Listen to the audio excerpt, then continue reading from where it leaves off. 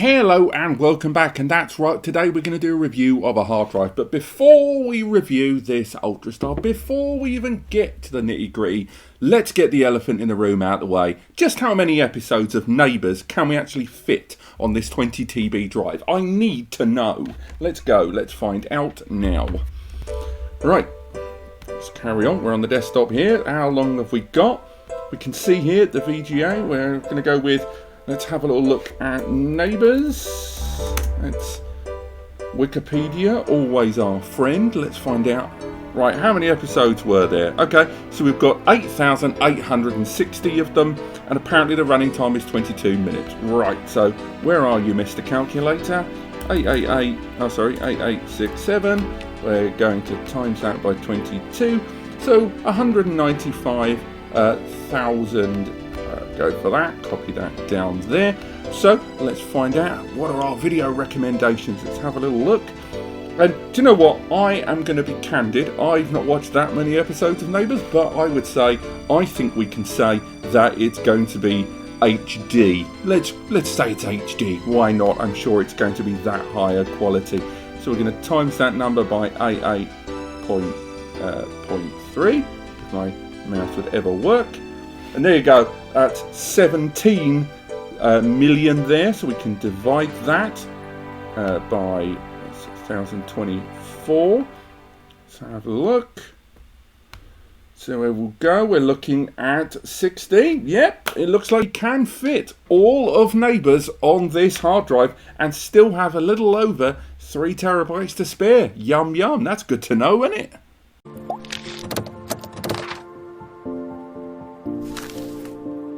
Hello and welcome back, and that's right, today we are reviewing this, the WD HC560, part of their Data Center Class of hard drives. This is a 20 terabyte drive, and again, I know it seems trite, and I know I'm being overly repetitious, but genuinely, I get such a kick out of the very idea that we are living in a world where 20 TB drives exist. When I reviewed this one around about a month ago now, this was the Western Digital Red PRO 20 TB drive.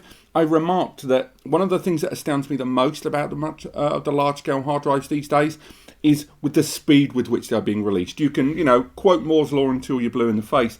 But the very idea that we went from 16 TB to 20 and even 22 TB like that never ceases to amaze me. And the very idea that the classical framework of hard drives has, although the internal mechanics and how data is in many ways pressed onto the data inside, although that's obviously not the technique, has changed, the actual structure and framework of a 3.5-inch drive has changed so precious little. So in today's video, we're going to be doing the following. We're going to be talking a little bit about the architecture of this drive. We're going to talk about who it's for and more often who it's not for, which I think is often overlooked in these hard drive reviews.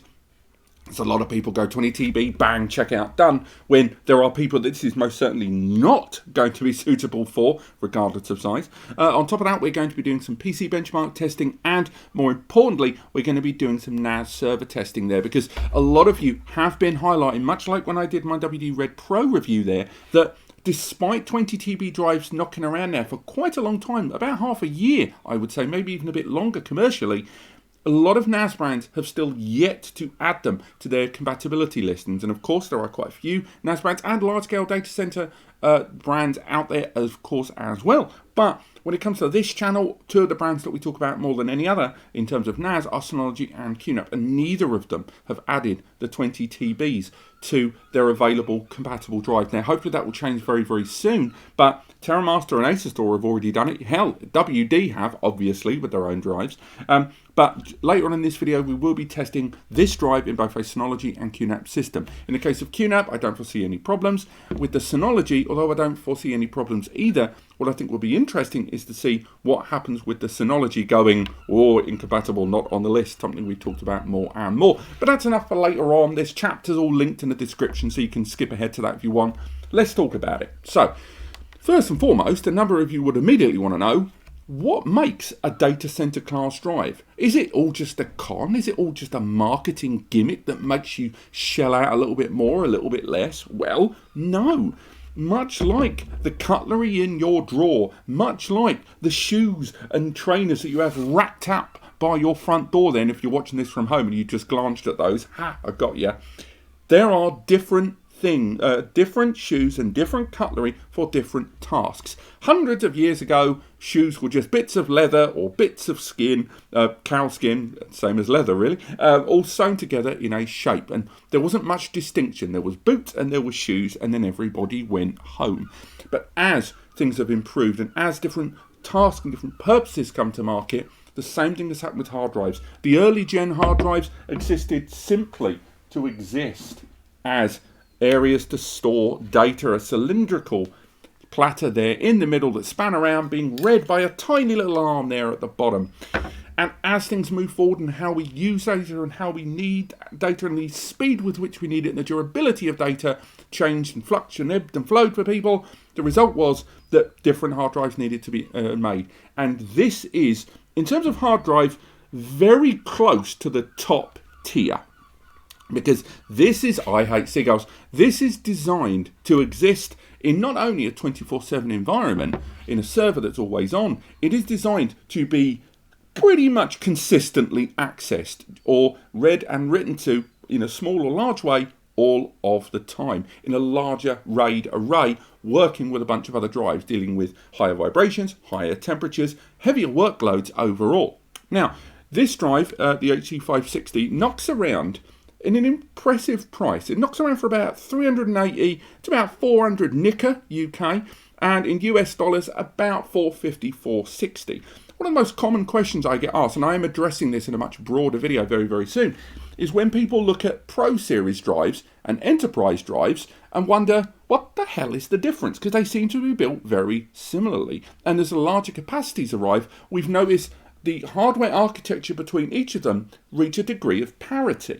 And ultimately, the big difference is about workload rate, and it's about the endurance factor.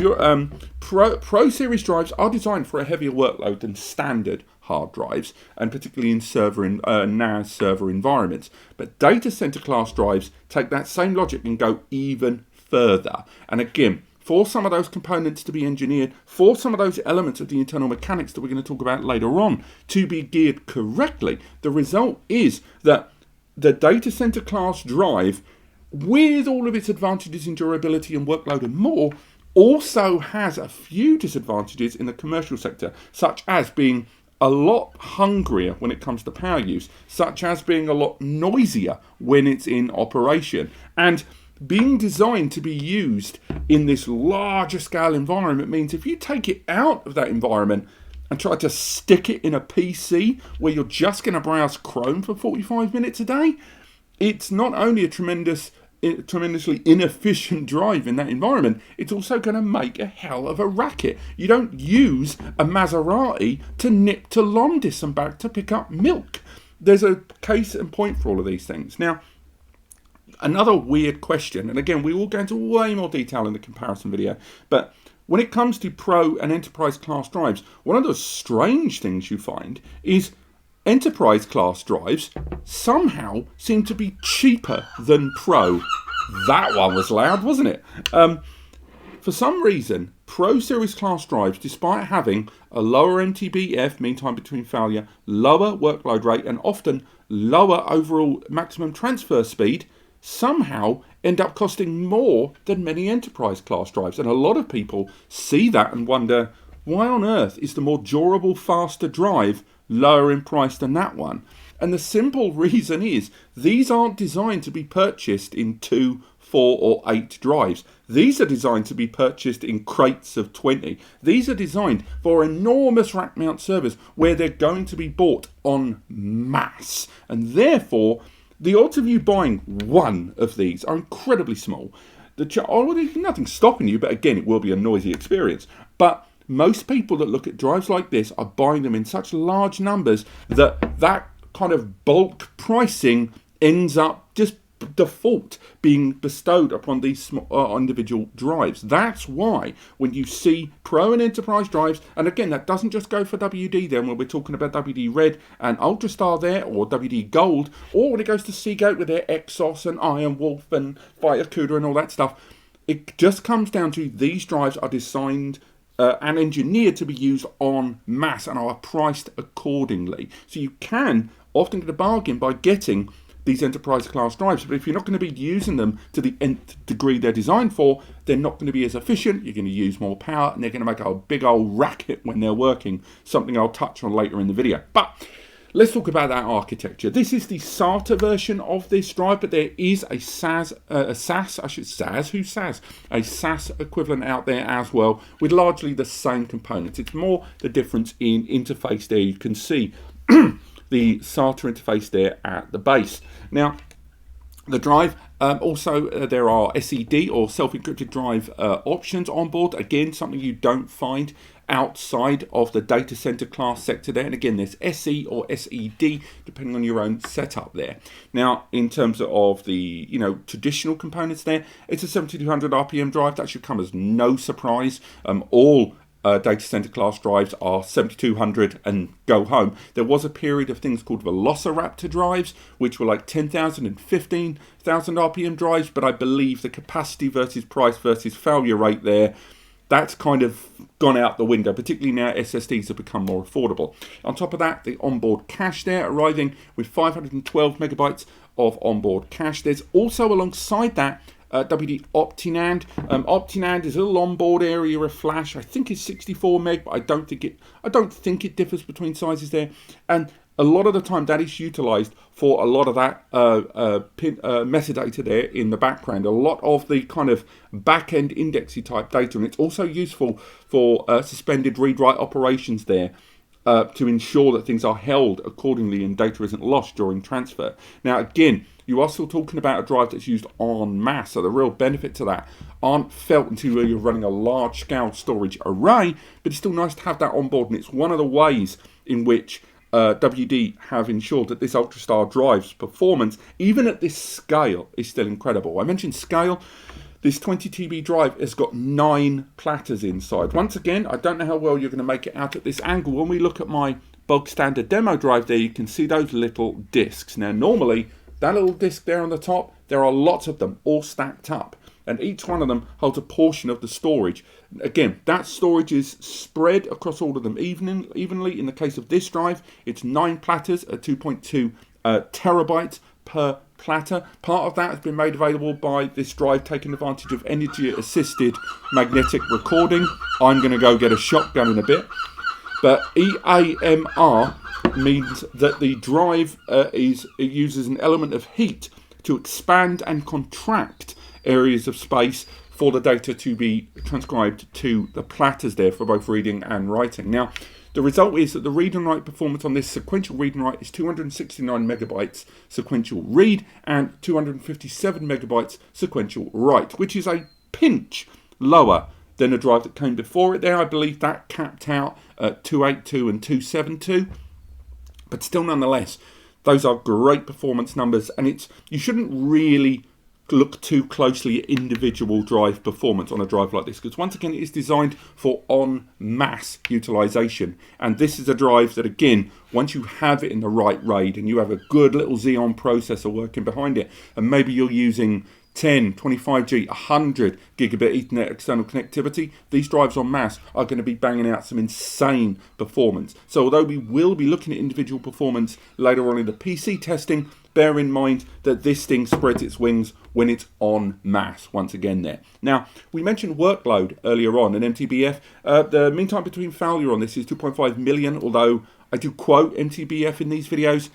I don't put too much credence in it these days. Again, MTBF means more, once again, to those en masse users who will have 18, 24, 36, 60 of these drives in cabinet arrays, and then the time between failure or a dropout of a drive and replacement means something. But 2.5 million is still more than double that of the WD Red Pro there.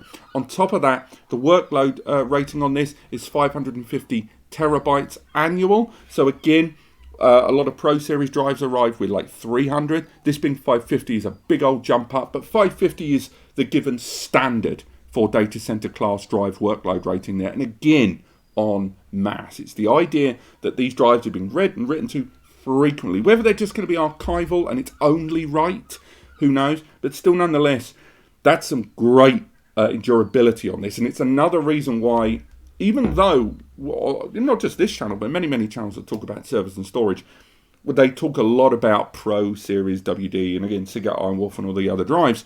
All that time and all these years, Ultrastar has been living there in the background with its arms crossed, existing. These drives have been around for so long. I mean, again, acquisition of the Ultrastar branding changed ever so slightly in its lifetime, but Ultrastar has kind of always been there in the background of enterprise and data center the whole way through, with the brand divulging into a lot of more durable drives for certain temperatures and different deployment scenarios and more. So the Ultrastar series, one of the big takeaways from this first section of the video I want you to take is that this drive is enterprise, and as tempted as you might be by that price tag of 20 TB, there are ways and means in which it is designed to be used. And as much as I applaud the architecture of it, I do not ever recommend utilizing this in a domestic size NAS like this. The noise it will make is thunderous. Those of you that watch my 20 TB WD Red Pro video can attest to that. But for now, that's been enough of that. We've had a little look at the drive. I can bring it there close to the camera there to give you some idea of the depth of those platters there in this drive. It's helium sealed. The majority of drives these days are helium sealed as well. So this little chunky monkey of a drive, we're going to get this inside some NASes, we're going to get it inside our PC test, and ultimately see just how well it performs, and of course check out that noise throughout. Let's make our way to the tests. Okay, so for our Synology testing, we are utilising the brand new DS1522 Plus right here on screen. We've got the drive already ready and preloaded inside one of their trays. And again, we are in quite close proximity here because I wanted to kind of get it all in one screen. So consequently, we are quite close to the mic and is the NAS. But the other reason we put it quite close to the NAS is so you can get a better understanding about the noise this drive will make during operation in these more kind of small scale systems there. So as you can see, if we go into the control panel there, we go into the information center, you can see the 1522 Plus, I hate seagulls, right there on screen. So again, what we can do is get this drive and slot it inside. I will highlight this system is already populated with 4 of Synology's own hard drives, and what we've got, if we go into the storage manager, we head into it there, is you can see our original storage pool there on screen with all 4 of those drives there already available. We put those in a Synology hybrid RAID, and that is from another video there where we did some performance testing of this system. So right now, in just a moment, that drive should appear here on the screen. We've seen the little LED. We've seen at the top right of the screen there that this drive is not on, or we've seen firstly that the drive itself is not on the compatibility list, but then we've also seen that it's inviting us to do stuff with it. Now, it's worth highlighting if we go to the official compatibility page here from Synology, we're able to see that right there, heading into it from Synology's own page, the compatibility listing. Now, as mentioned earlier on, a lot of the brands have still yet to add some of the larger scale drives. The compatibility on this system, for example, is nowhere near as first party only as some of the other systems from Synology recently. And if we scroll on down, we're able to see that there's actually a decent number of Western Digital drives listed on here. But as you can see, the purples are on there, and some of the the red pluses are on there, but not the Ultrastar, which is really strange as far as I'm concerned. So as we see, we can go into the drive section there. We can see the non-initialized drive there, so it has been able to see it. From there, we can have a look at the help information. It's already displayed there on screen. It's already been in powered use for quite a while with different tests there in the background. And again, we can run smart tests. We can do all of that sort of stuff there in the background with it. But of course, what we want to do is arrange a benchmark of this drive on the Synology system. Now, bear in mind, when we do this, this is not a quick thing, this benchmark. And what I'm going to do is run the benchmark, but also give you some idea about the noise, and then we'll fast forward to the completion of that benchmark. So let's fire ahead in 3, 2, 1, go. It will highlight as well that it will need, it will wipe this drive in many ways or add data to it, so we will need to add our password. But for now, we can go ahead and start running that test. And there is that noise. Let's listen.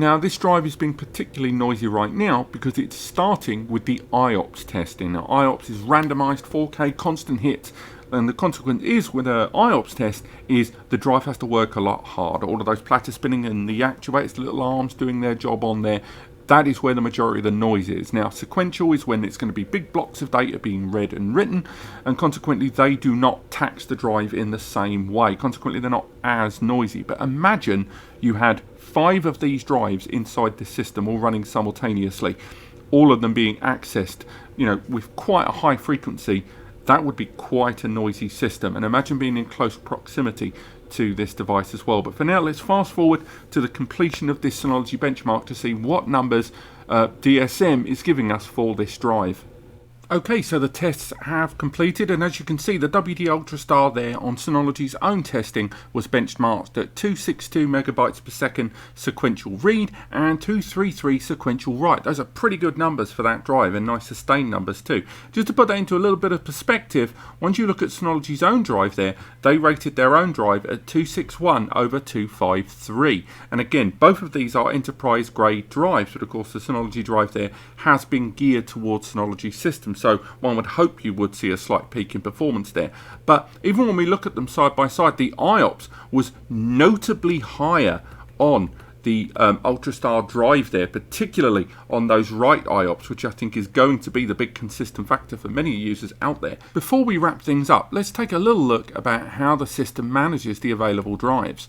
If we have a little look, we can select that drive, and if we go down and we find that uninitialized drive in drive number 5, what we can do is have a little look about what we can do with it. And as you can see, Synology's DSM platform does allow you to create your own independent storage area or utilize it for a hot spare and other featured areas of the system storage manager there. So again, even though it's not on the compatibility listings from Synology, you still have access to a number of those different features and services there. So for example, if you wanted to add it to the existing RAID configuration and change the existing media type there and change it from say an SHR to an SHR2, if you do select that drive, the system will almost certainly still warn you, as you see there, that it's not on the compatibility listing, but you will still have the option to continue. Just make sure you're aware of Synology's stance regarding support and how they can support you within these configurations that they have not certified for the system. Let's carry on with our testing.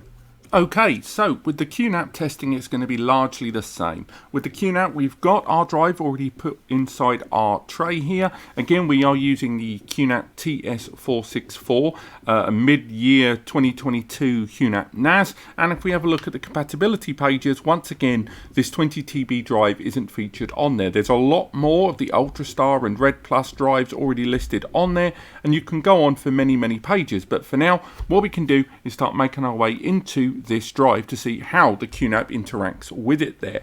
So we've already set up the device. We can remove that front panel, and we're just going to slot this rather chunky drive into that slot.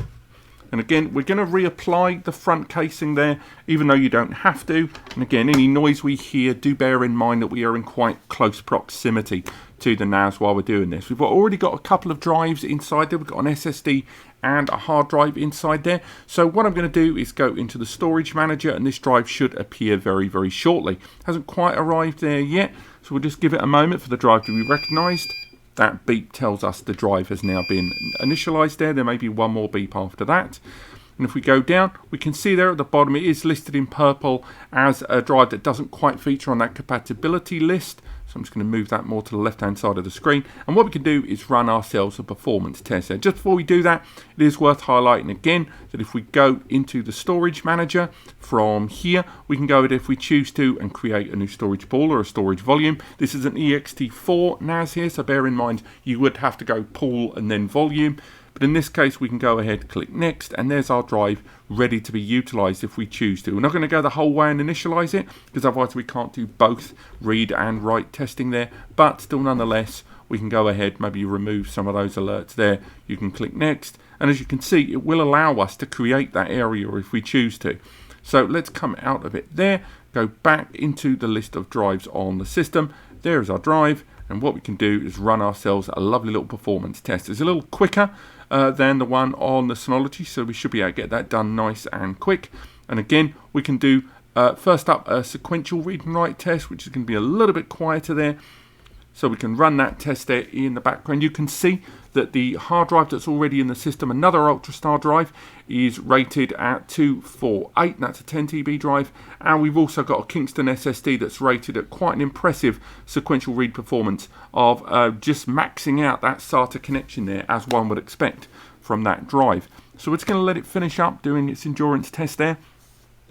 And again, when it comes to compatibility of these drives, and I know this is less about the review of this drive and more about hard drives in general in the world of NAS. Certification from a lot of NAS brands is by no means immediate. They can't just take for granted that because it's a SATA drive, it's going to work in this system fully. You have to give a lot of the NAS brands just a little bit of credit that they do need to do real testing due to the increased necessity of compression techniques and changes into how reading and writing is conducted with things such in the case of this drive with the Ultrastar there, energy assisted magnetic recording. The result is they can't guarantee in this RAID environment that the drive will definitely be compatible. So just because the drive isn't on there yet isn't always just the drive being very the NAS brand being very restrictive about compatibility. But as you can see there, the drive been rated there at 265 megabytes per second sequential read. So why don't we go ahead, while there's plenty of noise going on here, go ahead with our IOPS performance there. So again, this is going to take a little longer and that drive is going to be a little noisier. So let's go ahead and conduct that now. You're going to be able to hear that, so I'm going to give it a little bit of silence there.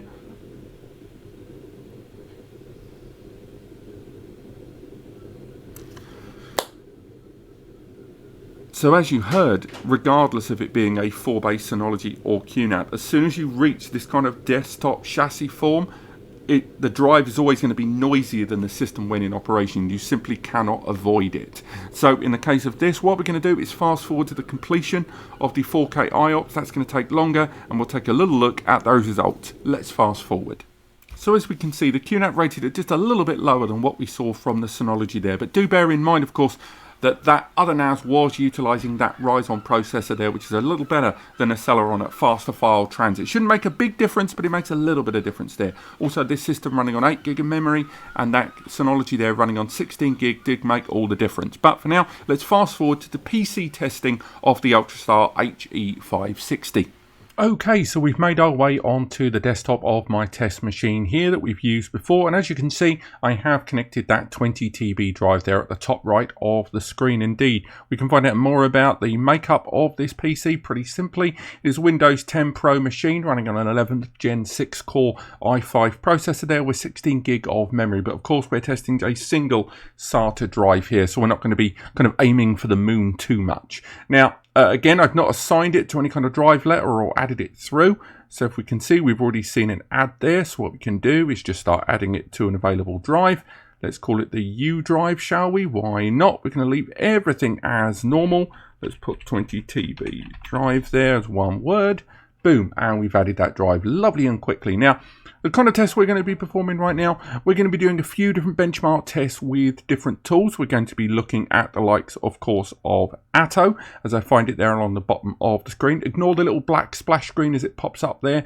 A lot of that is just simply because of Windows authentication. So again, there's our 20 TB drive. We'll also be looking at Crystal Disk a little bit there, but again, these are not going to be comparable to the results that you would have seen from an SSD. And of course, we're going to be doing some Windows file transfer tests there. We're going to be dumping 20 TB of data onto the drive to see how it performs there, consistent read and write, that sort of thing. However, it's worth highlighting, because we are using OBS to do this recording here, we are going to need to cancel out of that during the testing. So you're not going to actually see the test pattern, because as you can see, OBS is a hungry little monster there, and it does impact the read and write. So what I'm going to do is suspend OBS, perform the test, and bring you guys back at the end of the test regimen there. I'm going to leave a minute test between each of these and then show you on screen those results there. So let's fast forward now to the completion of the tests. Okay, so welcome back. The testing has completed there, and as you can see, the Atto disk benchmark there pretty much maxed out for the majority of the time. There was a dip during that sustained transfer, which isn't unusual when you're looking at SATA drives there and that kind of activity via a SATA connection. Remember, these drives are for a bulk deployment, so the data would have been spread across multiple drives, but again, consistently living there in the 260 megabytes per second in both directions during that. Now, if we move away from the Atto disk benchmark, just before we do that, actually, it's worth highlighting again that we use different file types throughout the course of this testing. So that was 250 megabytes and that was a 1 gigabyte test file. And although we can look at the IOPS, again, it's not really going to be fair to measure a hard drive in that way with these disparate numbers when it's meant to be designed for a larger deployment. But if we look at AJA, we've got a 1080p test and a 4K test there, and both of them, again, well within the 260 megs, just hitting that sustained number there. And even when you look at the graphs there at the bottom, again, the reads there, fairly consistent. The writes, a little bit of a dip, but not too much. Nothing I would be overly concerned with, and more to do with that sustained transfer once again. If we come out of that, we can go into Crystal Disk. And with Crystal Disk, we've got those side by side. And we've got a 64 megabyte test file there and a half a gig or 512 megabyte test file there. And again, the read lovely and high between the two of them. That right there did take a little bit of a drop. Once again, this is what we've kind of seen during the smaller file transfers with that sustained performance, but still very good numbers.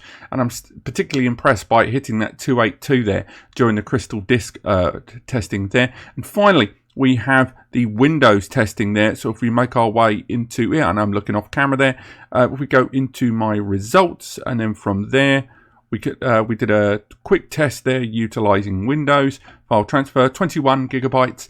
And that 21 gig there took 1 minute 48 seconds with a peak of 275 megabytes per second. And again, that was 21.7 gig, 2,269 files. So again, yes, we are testing a single drive that is designed to be used in a larger RAID array, but still, these are numbers that I think do back up what WD is saying that the Ultrastar HC560 can do. And again, it would be really interesting to see what 12, 16 or 24 of these drives could achieve with a solid 25 GBE connection or higher, because this is the sort of performance that if you raided all of those together, you could really, really crunch some serious throughput there externally. But for now, let's make our way back into the studio and summarize everything we've learned today and whether we rate this drive or not. But I think you know which way I'm going to go on this.